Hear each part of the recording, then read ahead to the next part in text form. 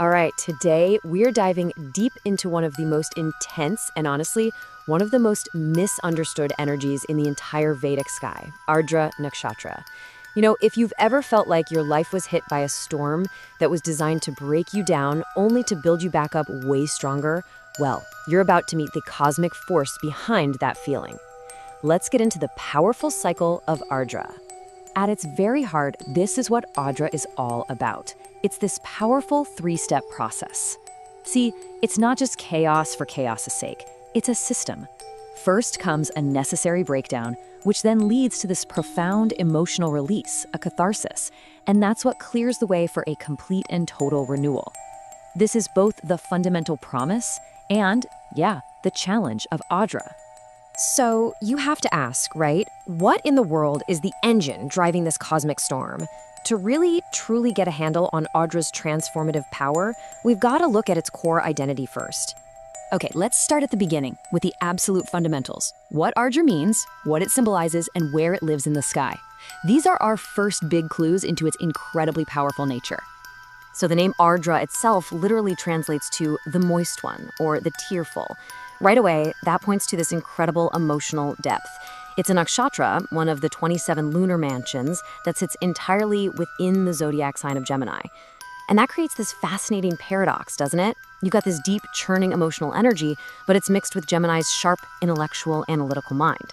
It's kind of like the rain after a huge thunderstorm that clears the air and lets you see everything with a new, fresh clarity. Ardra's core symbols, wow, they just beautifully lay out its entire journey.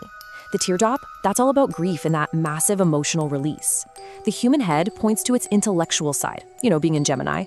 The raging storm, well, that's pretty self-explanatory. It's the chaos and upheaval that's so central to the whole process. But then you get the final symbol, the diamond. And that reveals the ultimate purpose of all that pressure, to create something of unbreakable strength and absolute clarity.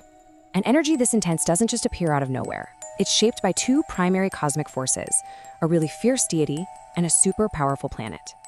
So let's meet the two storm ringers that really define Ardra's character.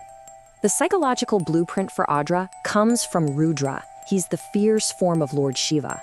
They call him the Howler, the god of storms. And he doesn't destroy just to be cruel. He destroys to eliminate everything that's false, everything that causes suffering. This is the inner world of Ardra, a kind of divine rage against illusion, and this deep, churning grief that ultimately purifies the soul. And then you've got the karmic engine, the planetary ruler, Rahu. So if Rudra is the internal emotional storm brewing inside you, Rahu is the external force that actually brings that storm into your life. Rahu is all about sudden, shocking, out-of-the-blue events that just slam the accelerator on our karmic path, breaking down who we thought we were and forcing us to evolve, whether we feel ready for it or not. And this right here is the crucial dynamic of Ardra, how these two forces work together. You've got Rudra running the inner world, all that psychological turmoil, the grief, the rage, that drive to destroy illusion. At the same time, you have Rahu running the outer world, the real-life events that can break down our jobs, our relationships, our whole sense of self. It's a perfect storm of internal and external pressure, all happening at once. But, this intense storm energy doesn't just show up in one single way. Like all the nakshatras, Ardra is split into 4 sections, or padas, and each one gives a totally different flavor and direction to the storm's energy. Let's take a look at how these 4 paths unfold. So each of Ardra's 4 padas channels that storm energy in its own unique way. Pada 1, think of it as a philosophical storm, influenced by Jupiter, always questioning everything. Pada 2 uses Saturn's disciplined energy for a more controlled kind of destruction, like an engineer carefully taking down an old building to put up a stronger one. Pada 3 is your revolutionary innovator, the one who uses chaos to invent brand new technologies. And finally, Pada 4 turns the storm completely inward, creating an emotional mystic who uses their own pain as a path to incredible spiritual healing. Okay, so how does all of this actually play out in the real world? How does this energy show up in careers? And what happens when other planets in your chart find themselves caught right in the middle of Ardra's storm? Ardra's special power, they call it Yatna Shakti, is the power to achieve things through struggle. This makes people with strong Ardra placements excel in fields where chaos is just part of the job.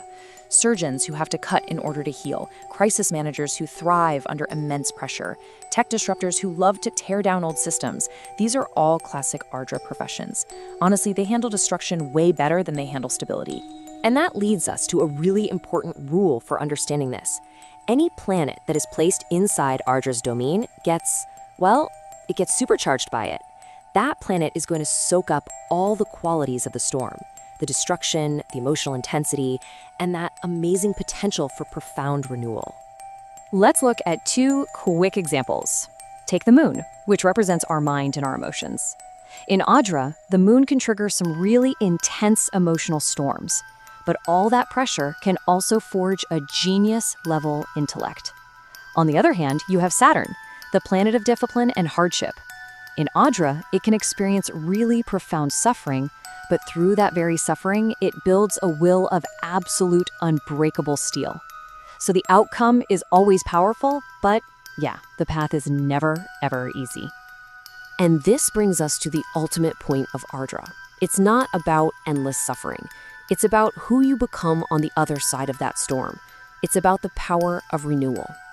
So, how do you actually work with this kind of energy? Well, the classical texts give us some tools, and they're not fixes, they're tools for alignment. Honoring Rudra helps you acknowledge the divine purpose behind all the destruction. Chanting the mantra, Om Namah Shivaya, helps you align with Shiva's transformative power. And helping other people who are suffering, well, that channels your own painful experiences into real compassion. And that really is the heart of it all. The ancient sources are crystal clear on this point. Ardra is absolutely not a comfortable nakshatra. It pretty much promises struggle and upheaval. But it also promises one of the most profound and powerful paths to real spiritual transformation that exists. So, I'll leave you with this question to think about. Ardra teaches us that our greatest strengths are so often forged in our most difficult moments. So the next time you find yourself facing a storm in your own life, maybe ask yourself, what is all this pressure trying to create? What diamond is being formed here?